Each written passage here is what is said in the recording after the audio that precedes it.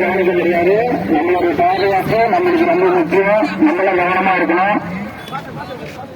அதே சமயத்துல நம்மளோட குழந்தைகளை கூட்டு வந்திருப்பீங்க, குடும்பத்தினரை கூட்டு வந்திருப்பீங்க, உடனடி வந்திருப்பீங்க. எல்லாத்துக்கும் காவல்துறையினர் பாதுகாப்பு தர மாட்டாங்க, தரவும் முடியாது. நம்ம தான் நம்மளுடைய உடமைகளை பாதுகாத்துக்கணும்.